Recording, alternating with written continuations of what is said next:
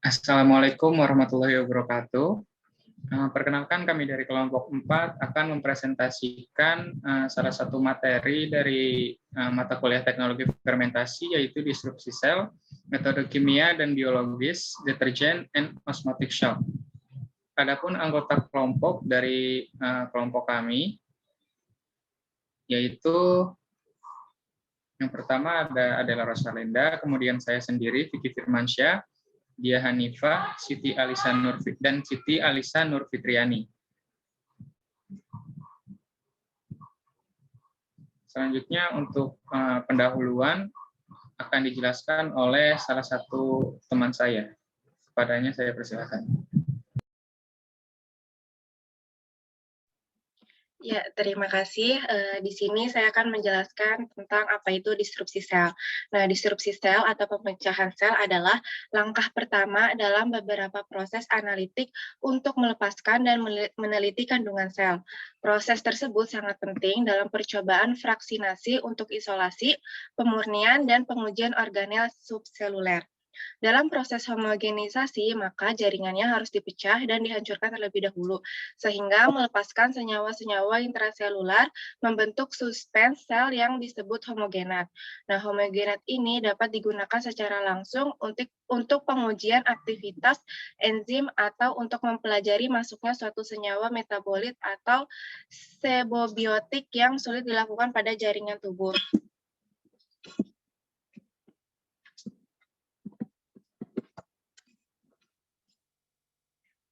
Nah, selanjutnya ada beberapa metode disrupsi sel.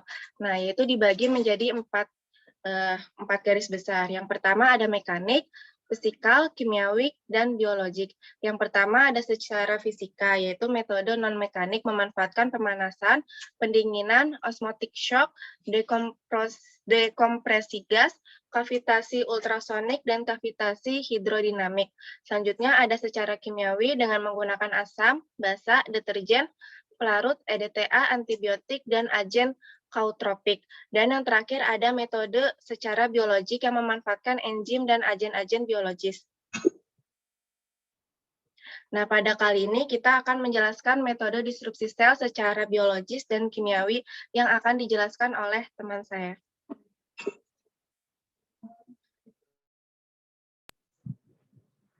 Disrupsi sel secara biologis. Yang pertama adalah enzim. Pemecahan sel menggunakan enzim menguntungkan dari segi kondisi yang lunak, kebutuhan energi yang rendah dan spesifik sehingga tidak merusak produk. Secara umum, pemecahan sel secara enzimatik terbagi menjadi autolisis, batch lysis, dan lysis akibat penambahan enzim litik. Sebagai contoh, strain mutan Saccharomyces cerevisiae tidak stabil pada suhu yang dinaikkan secara mendadak. Misalnya dari 24 derajat Celcius menjadi 37 derajat Celcius. Akibatnya sel pecah dan produk intraseluler dapat diperoleh. Hal ini yang disebut sebagai autolisis. Konsep autolisis menjadi agak abu-abu karena dalam keberjalanannya membutuhkan sedikit induksi dengan senyawa kimia yang mild dan perlakuan fisik tertentu seperti pH shock dan thermal shock.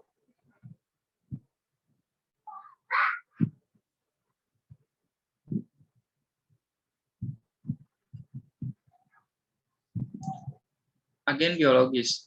Urea dan guanidin hidroklorida merupakan contoh kautropik agent yang digunakan dalam pemecahan sel. Membran E. coli dapat dilarutkan bagian proteinnya oleh guanidin HCl sehingga sel mengalami lisis. Kautropik agents merupakan ion yang memfasilitasi perpindahan grup nonpolar ke larutan polar seperti air. Urea, guanidin, Ki, NaClO4, dan NaSCN menginduksi oksidasi lemak.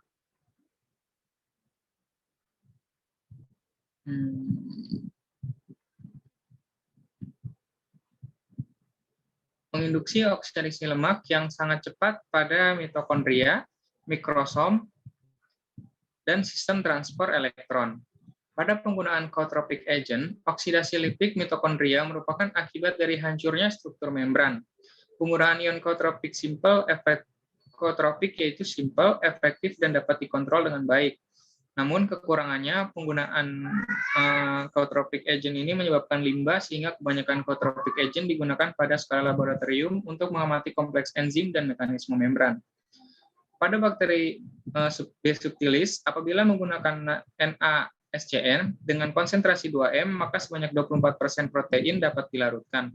Pada penggunaan NaClO4 dengan konsentrasi 2M, maka sebanyak 21% protein dapat dilarutkan.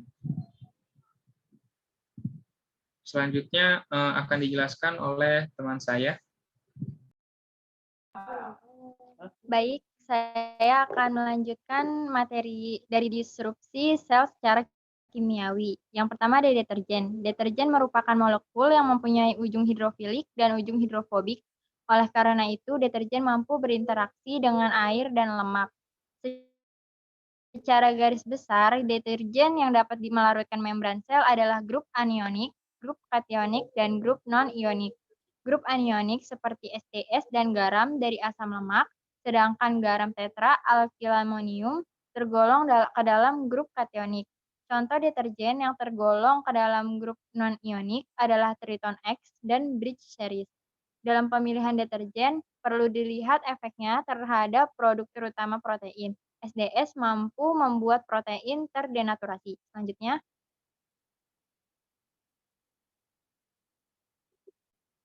penggunaan deterjen sebagai pemecah sel teraplikasi pada metode ekstraksi fenol kloroform, yang secara umum terdiri dari 3 tahap, yakni proses lisis sel, pemisahan DNA, dan pemurnian DNA. Proses lisis sel dilakukan secara kimiawi dengan penambahan deterjen sodium diodesil sulfas atau SDS dan enzimatik dengan penambahan proteinase K pada tahap awal ekstraksi. Penambahan SDS berfungsi untuk melarutkan lipid pada membran sel sehingga terjadi destabilisasi membran sel serta mengikat protein dan polisakarida pada membran sel sehingga membran sel itu terbuka. Selanjutnya, proses pemecahan membran sel ini yang paling terbaik dilakukan dengan menggunakan bahan-bahan kimia seperti deterjen atau dengan menggunakan enzim. Bahan yang digunakan diantaranya mengandung deterjen anionik, yaitu berupa SDS atau sodium diodesil sulfat yang mampu mendegradasi membran sel. Selanjutnya akan dijelaskan oleh Siti Alisa.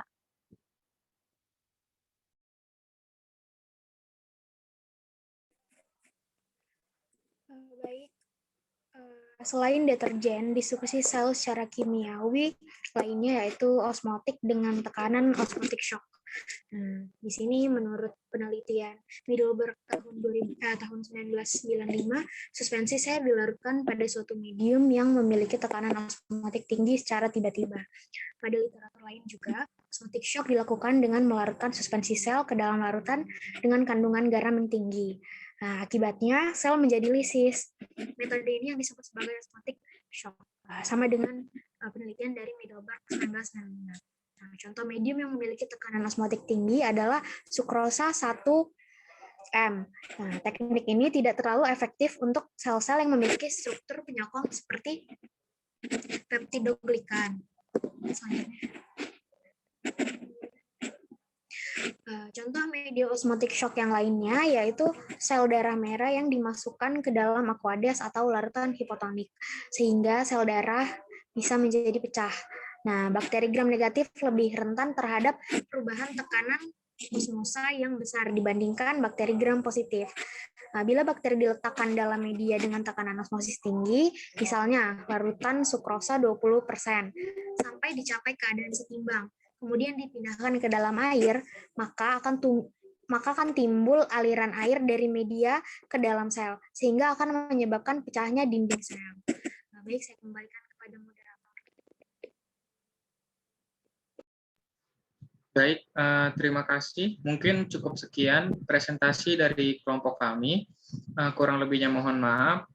Billahi taufiq wal hidayah. Wassalamualaikum warahmatullahi wabarakatuh.